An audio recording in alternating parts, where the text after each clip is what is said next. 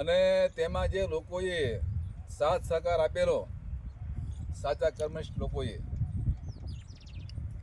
અને એમાં જે સફળતા મળેલ અને તેના બાદ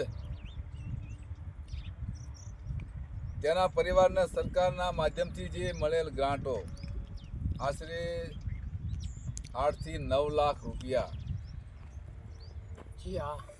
અને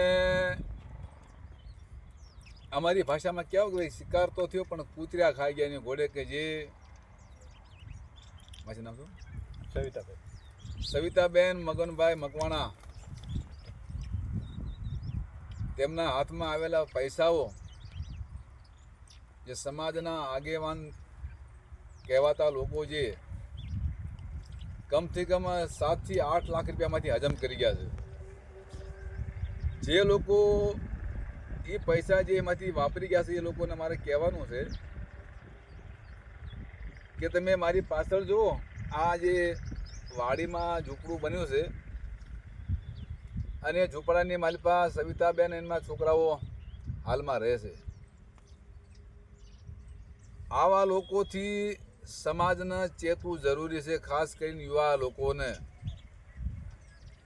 સંગઠનના નામથી, આગેવાનીના નામથી આવા ગરીબ લોકોની પાસેથી સરકારી ગ્રાન્ટ આવી હોય એમાંથી 8-8 લાખ રૂપિયા હજમ કરી દેવા કેટલી હદે વ્યાજબી છે. જે સંગઠનના માલિક છે એને પણ જો જોવું છે કે ભાઈ મારા સંગઠનના નામથી જે લોકો કામ કરી રહ્યા છે એ હકીકતમાં સમાજને મદદરૂપ થઈ રહ્યા છે કે સંગઠનનો ઉપયોગ કરીને સમાજના પાસેથી આવા તોડ કરતા લોકો. આમાં વકીલ પણ સામેલ છે. 85,000 રૂપિયા વકીલ પણ લઈ ગયો, એને ખબર નથી કેસ ક્યાં સુધી પહોંચ્યો છે અને કેસ બહુ છે. એવા લોકોની માથે પણ કાર્યવાહી થવી જરૂરી છે. અને જે આગેવાની ધરાવતા લોકો, બહુ મોટું નામ છે ગુજરાતમાં સંગઠનનું, એવા લોકોને પણ ચેતવું જરૂરી છે. સમાજ જાગો અને સાચા લોકોને તમે સાથ સહકાર આપો અને તોડબાદ લોકોથી દૂર રહેવું.